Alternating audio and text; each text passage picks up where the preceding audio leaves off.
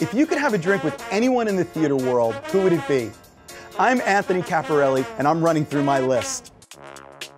Each week, I'll sit down with cast members, bartenders, and personalities from New York's theater district and get a behind-the-scenes look at what it's like to live, work, and play on Broadway.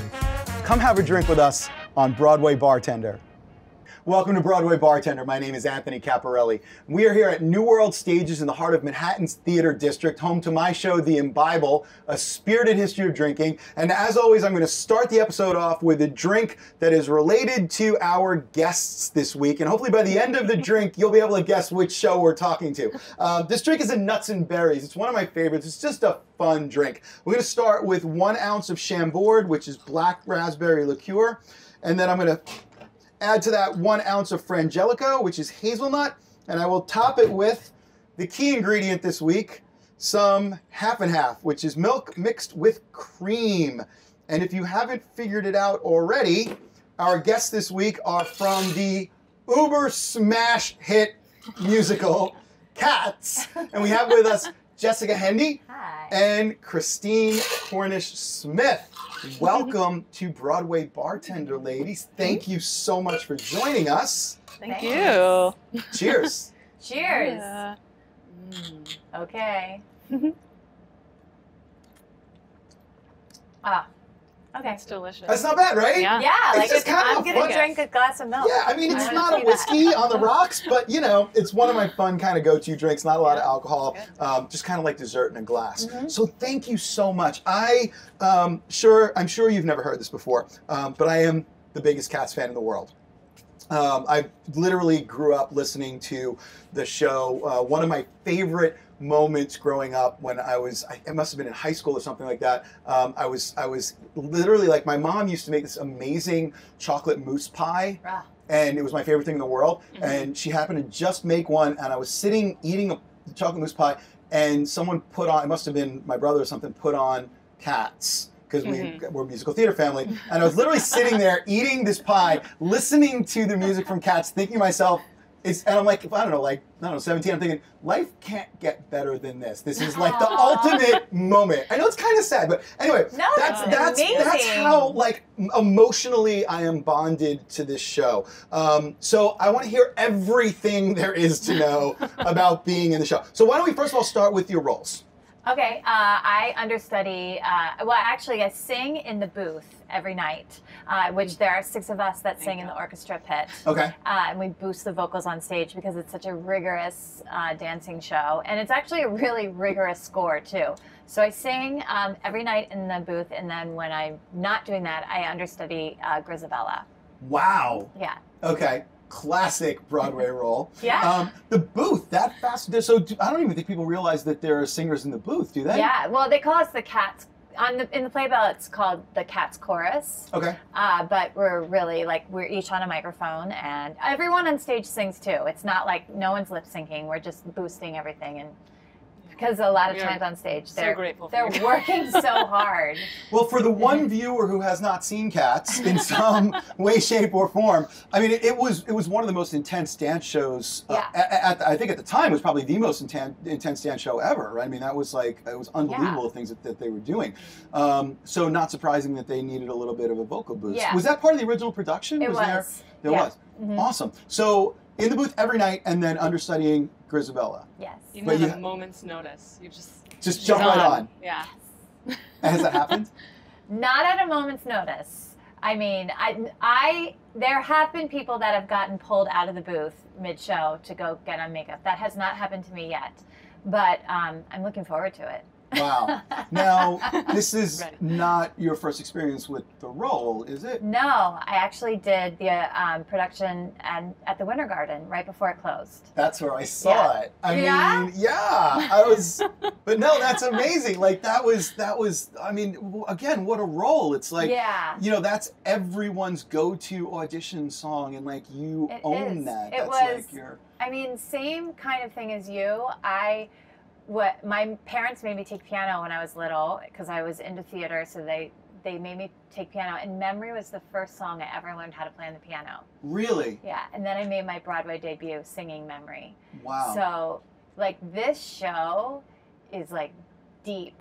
You made your Broadway debut singing Memory. I did. That's. I mean, how many people can say that? I mean, I can. Like 5. I mean, that's all that matters. Well, were you the youngest, right? Yeah, I was the youngest Grisabella. I was the understudy again, and I was the youngest Grisabella. And then to get cast in the revival, it was like beyond my wildest dreams. I didn't think it would happen, and it happened. And it is not lost on me the magnitude of like the importance. Like I love going to work. And I love that I get to do Cats. I mean, wow. Is that cheesy? No, how is that cheesy? You're allowed to love to do Cats, and you're allowed to love playing Stairway to Heaven. That's okay also. So what's it like, I'm going to get right to you, but I just have to ask you one more question. Yeah. What's it like playing Grisabella at 2 different points in your life? Yeah, well, I'm a mother now. Wow. And I have a son who's 10. So I feel like since I played Cats, when I was younger and now I'm a little older, I've lived a life. And so the journey that she goes through in the show, I've walked in my shoes a longer time on this planet, and I have so much more to draw from. Like I've had some really, really, really hard times, and I've had times where like I've felt forgiveness and I've felt redemption, and that's really what this story is about with her character, is just owning your life but choosing to live it no matter what happens. And like I get to tell that story, and I don't want to cry, but no, like, cry, please. I love it. Yeah. It's like I love it. It's like beyond my wildest dreams that I get to play her. Have you changed your performance? I mean, has the way you deliver the song changed because of Yeah. that?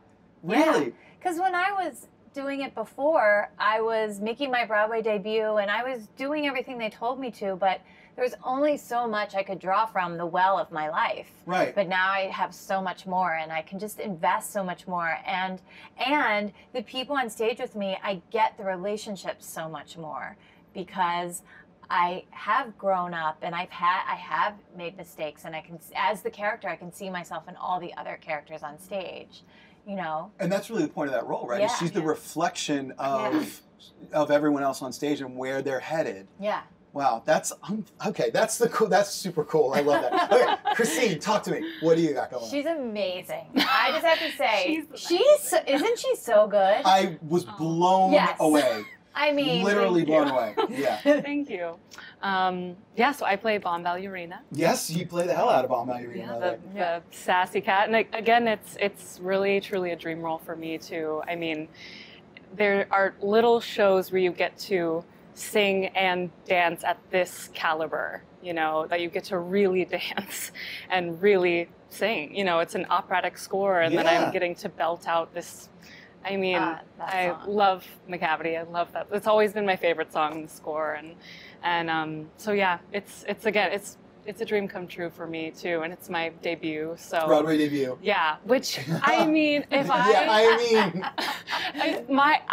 never thought I would. I mean, maybe I always wanted to make it to Broadway, but I thought, okay, if I ever get there, maybe I'll be like a replacement for like showgirl number 5 to the right. Like that was what I thought. Oh, that'll be it. If I maybe. So this is just like beyond what I ever dreamed. So yeah. Wow. Well, congratulations. I mean, 2 amazing stories in, I mean, what is arguably the most iconic show of the last 20 to 30 years. You know, just unbelievable. So I want to talk about this production now, and how it's different from the original, because some things have changed. I think a considerable amount of things have changed. Tell me about what people can expect when they come see this production versus the original staging in the original show. Well, I would say the way I describe it to people is really what Andy Blankenbuehler said to us on like day 1 or day 3 of rehearsal, is that this show is so iconic that most people know about it or have seen it or have like a personal relationship to it. And he wanted the audience to come in and just kind of feel like they were getting into a warm bath. It was familiar, it felt good, and then he was going to pepper in the contemporary aspects because audiences are different than they were when Cats was on stage.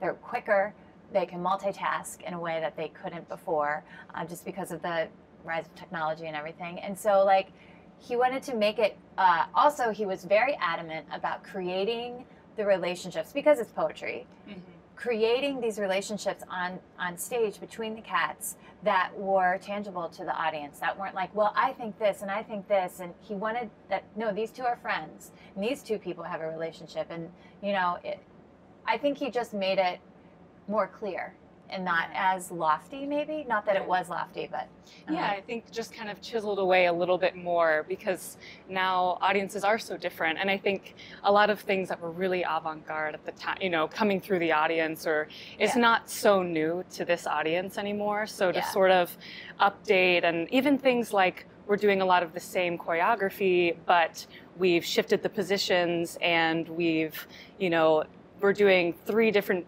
pieces of choreography at the same time instead of all unison, you know, things like that, to where this modern audience can say, oh, okay, I understand this a little more. Right. So, yeah, but it's still the same DNA, and it's still the same. we're still cats. We're still cats. You haven't changed that. Yeah.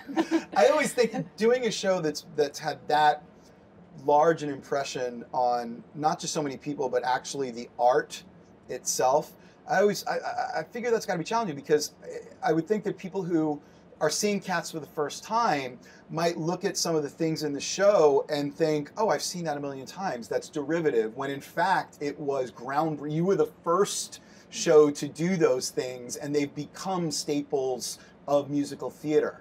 Is that something that you guys, is that a challenge at all?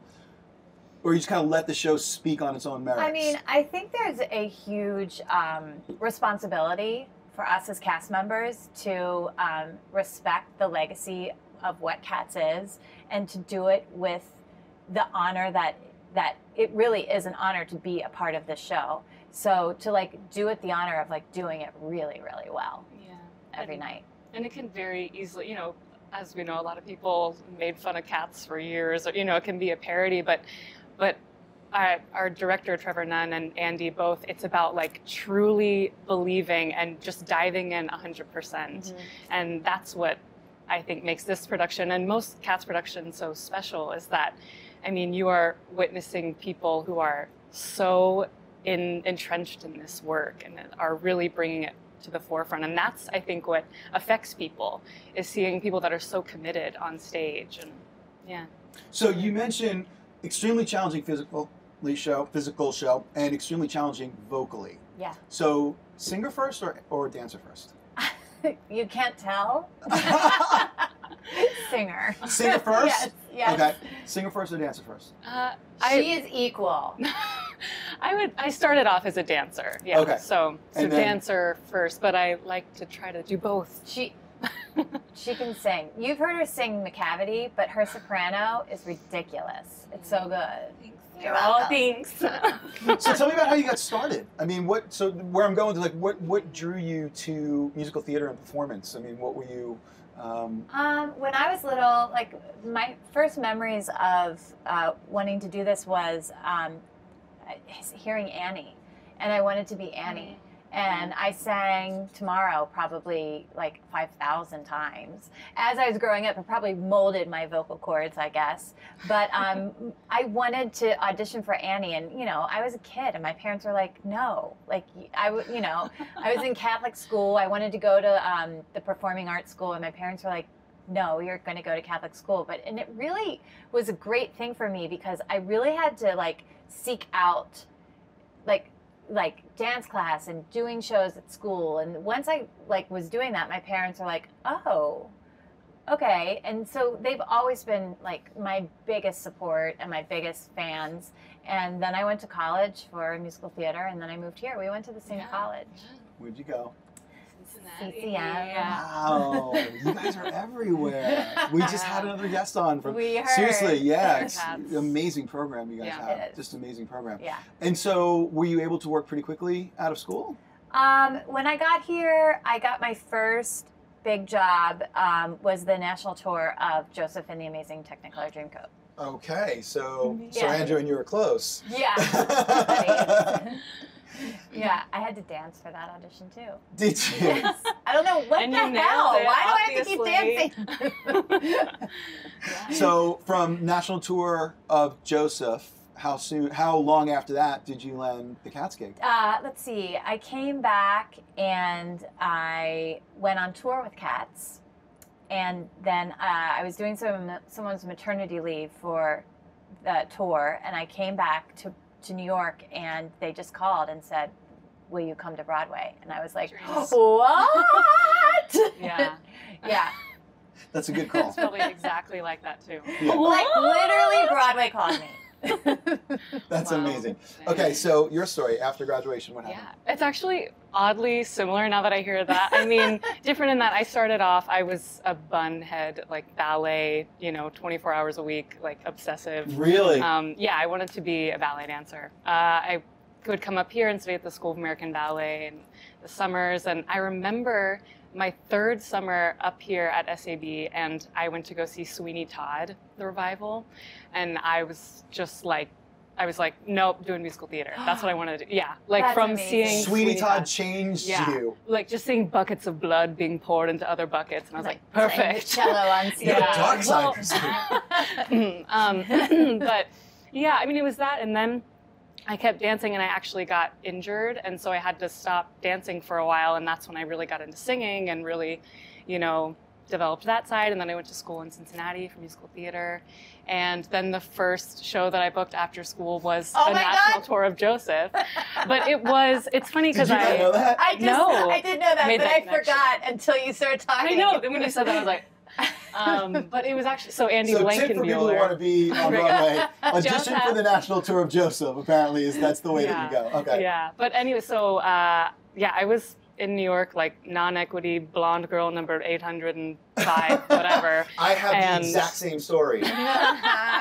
Oh my gosh. Yes. But so Andy Blankenbuehler was the choreographer for Joseph, who's also the choreographer for Cats. So that kind of, Yeah. so he gave me my first job, gave me my equity card, traveled, toured for a year, and then came back. I did a couple regional things, and then went and got Cats like about a year later. So When did you start singing? I mean, it couldn't have been. You must. I mean, you have a gorgeous voice. Thank Is this you. something that just came Thank you. naturally to you, or were you working on it Um, while you were dancing? I always loved singing, You did. and I don't think I started taking lessons until I was about 16, maybe. But I did choir. I was the secretary of the Lads and Lassies, and I also was in an a cappella choir.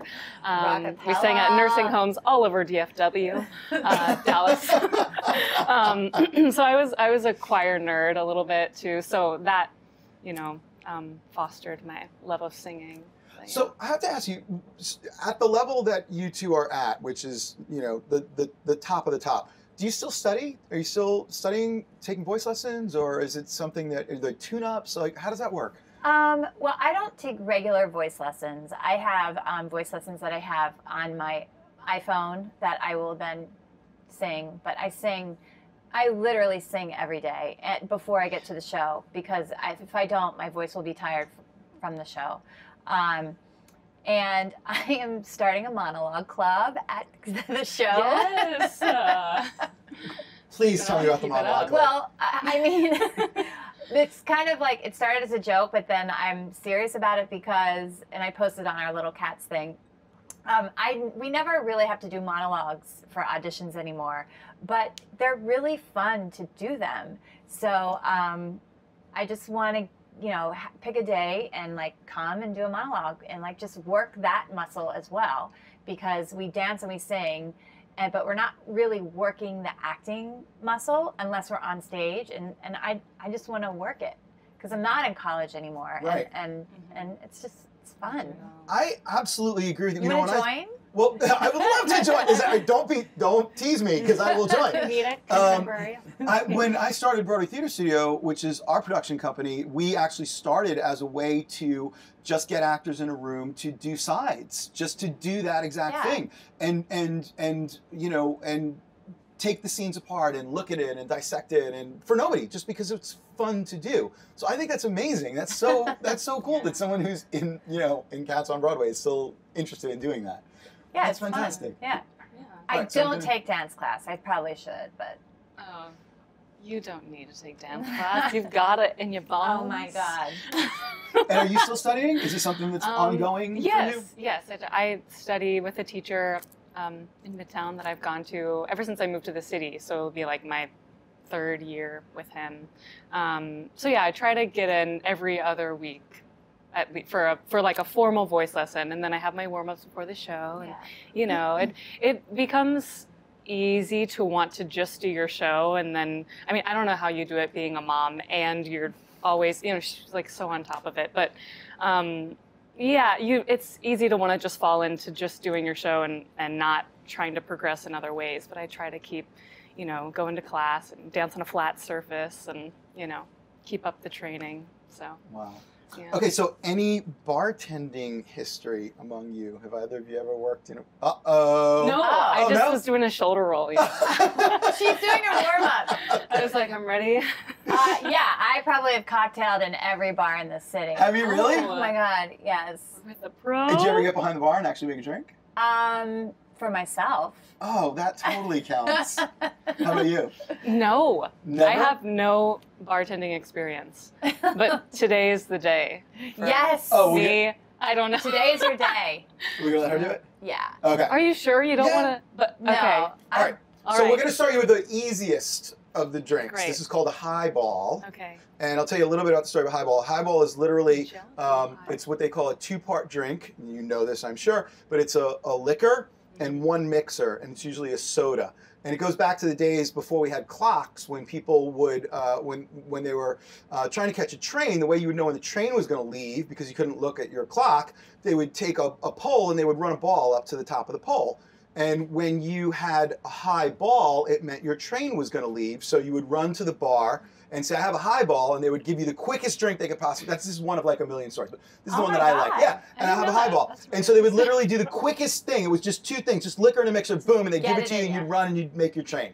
And I love that story. So that's what I'm going to teach you how to make, and except I've renamed it. I've come up with one for you. We're going to call it the Jellicle Highball. Yes. Is that cool? Yes. Yes. All right. So why don't you come over here? I'm so excited. Moment of truth. And we'll I'm so switch thirsty. places. Okay. And this one does not have cream in it. Okay, so you're gonna take these 3 glasses, you're gonna fill them all up with ice.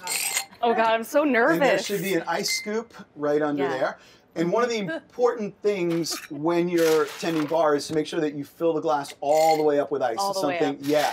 Something that a lot of folks, Really? that aren't in the industry, they think ice is a bad thing. No. No, ice is good, especially for like dance injuries, I'm sure. So slow. Yes. Lots of use people take ice. ice baths after the show. Yes. Really? Oh yeah. It's a good.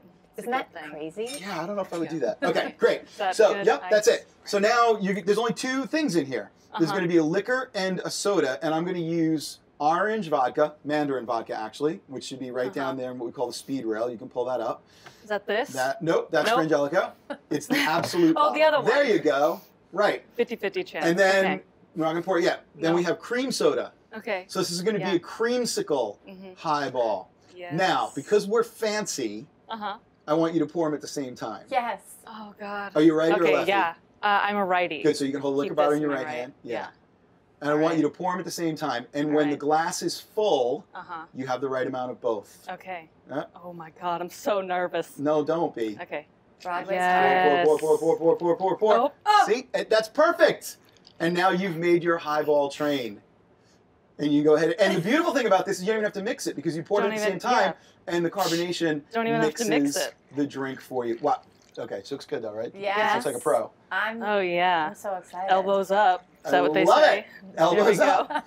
Great. So you can put the vodka back down, put a straw in those, and serve up our Jellicle highball. Sure. No, actually, no, not those straws. No. We're going to use the green straws, and we're going to garnish it with a pussy willow.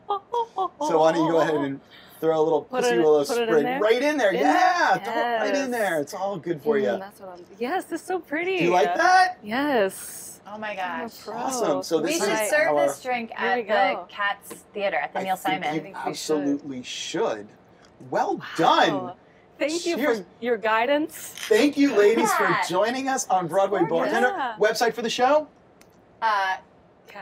It could just be cats.com. It could be. Yes. Cats Broadway? Cats Broadway. Oh my God, we're going to get fired. I think probably if you Google cats, you'll find it. It'll be there. I'm sure it's catsbroadway.com. Yeah, that seems I thought you meant like your website. Your website? Yeah, I want to know your website. No, I thought you meant your website. No, nobody cares about my website.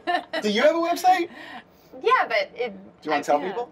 It's jessendy.com. Hendy? Yeah. And do you have a website? Yes. What is it? ChristineCornishSmith.com. There you go.